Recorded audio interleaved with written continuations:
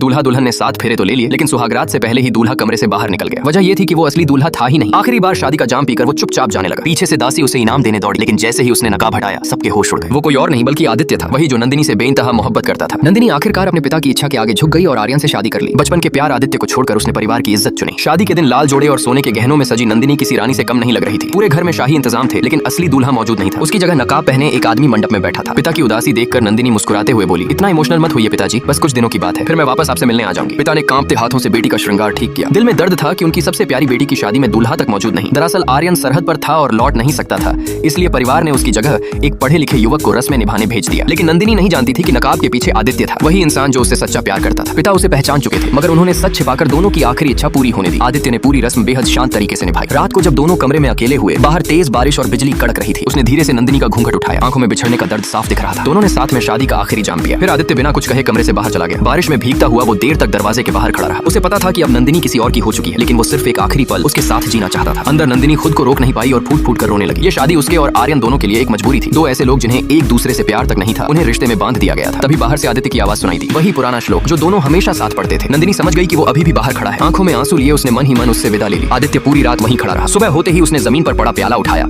और आखिरी याद की तरह अपने साथ ले गया। फिर बारिश में कहीं गुम हो गया। अगले दिन नंदिनी पूरी शान से हवेली संभालती नजर आई। उसने सभी नौकरों को इनाम दिए और साफ आदेश दिया कि 3 दिनों के भीतर हर कर्मचारी अपनी पूरी जानकारी लिखकर जमा करे। एक दासी को यह बात बुरी लग गई। उसने ताना मारते हुए कहा, हम लोग इतने सालों से इस घर में हैं और नई बहू को हम पर भरोसा ही नहीं। नंदिनी ने बिना गुस्सा किए जवाब दिया, जिसे मेरे तरीके पसंद नहीं वो ये घर छोड़ सकता है। फिर उसने उस दासी को पैसे देकर तुरंत हवेली से निकलवा दिया। सब समझ गए कि नई बहू दिखने में भले शांत हो, लेकिन फैसले लेने में बेहद सख्त है। इसी बीच एक और बड़ा हादसा हो गया। नंदिनी के पिता ने चुपचाप अपनी जान दे दी। जिसने पूरी जिंदगी देश और परिवार के लिए सब कुछ कुर्बान किया, उसका अंत इतना दर्दनाक होगा किसी ने नहीं सोचा था। खबर मिलते ही नंदिनी दौड़कर मायके पहुंची। कल तक जो पिता हंसते हुए मिले थे, आज उनकी निर्जीव देह सामने थी। वो टूटकर रो पड़ी। उधर उसकी बड़ी बहन अवनी भी खबर सुनते ही पहुंची, लेकिन दरवाजे पर आते ही लड़खड़ा गई। उसके पति विक्रम ने संभालना चाहा, मगर अवनी ने गुस्से में उसे थप्पड़ मार दिया। उसे यकीन था कि उसके पिता की मौत के पीछे विक्रम का हाथ है। विक्रम ने समझाने की कोशिश की, मैंने ऐसा नहीं चाहा था, मैंने सिर्फ इतना कहा था कि अगर तुम्हारे पिता पद छोड़ दें तो मामला खत्म हो जाएगा। लेकिन किसी ने नहीं सोचा था कि वो अपनी जान दे देंगे। अवनी दर्द से चीख पड़ी, मेरी सबसे बड़ी गलती तुमसे प्यार करना था। पहले मेरा बच्चा छिन गया, अब मेरे पिता भी चले गए। रोते रोते वो बेहोश हो गए। विक्रम पूरी तरह टूट चुका था। तभी नंदिनी बाहर आई और बहन को संभालते हुए उसे दरवाजे से बाहर रोक दिया। होश आने के बाद अवनी को पिता का आखिरी खत मिला। उसमें लिखा था कि उनकी मौत के लिए वो खुद को जिम्मेदार न माने। उन्होंने ये कदम परिवार को बचाने के लिए उठाया था। उन्होंने ये भी लिखा